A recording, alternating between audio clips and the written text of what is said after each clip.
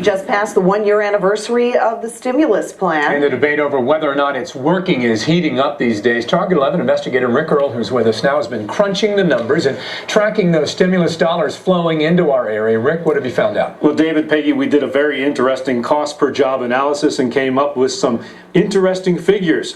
Tonight we have the breakdown for you. Who's getting the most money in our area and how many jobs it's created. At this job center in Forest Hills, the search is on. Right now, I'm looking for almost anything. About 6 months I've been looking for work. While many continue to struggle, the federal government says the stimulus program has now created 2 million jobs. So where are they? Using data from the federal government's website, Target 11 tracks stimulus recipients in our area. Topping the list, the University of Pittsburgh, $112 million, nearly half for research. Total jobs, 248.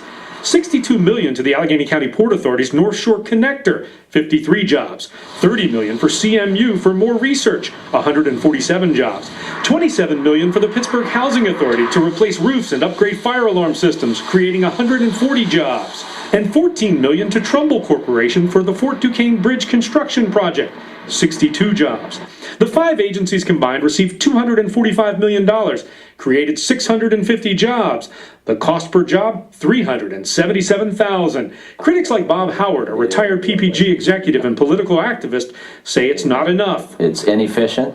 The price of creating those jobs is outrageous. It's costing $500,000 for a job versus 20, 30, $1,000 that the private sector spends to create a job. Target 11 also broke down the cost by congressional districts. In Pittsburgh's 14th district, it's $605,000 per job. But Congressman Mike Doyle contends that's not a fair comparison. Okay, they're going to say, well, gee, that's only 1,000 jobs, but you spent $100 million, and they divide 1,000 into 100 million and make it sound like it's ridiculous. The reality of this is the spin-off jobs in the factories, 2 million Americans would not be working today were it not for this stimulus. And the governor said stimulus funding kept the state from shutting down. I would have to lay off, if I did it just with state workers, 37,000 workers, almost half of our state workforce. And CMU says the money came at a desperate time. Over the past year, we have had to lay off a number of individuals, and so this is incredibly important money into a system that's otherwise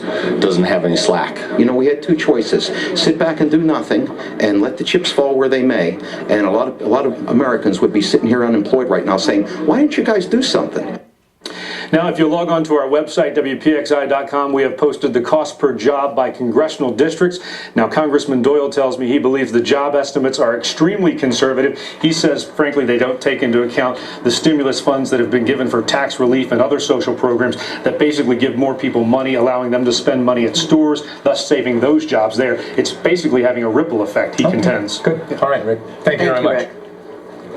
Your severe weather Team 11 forecast.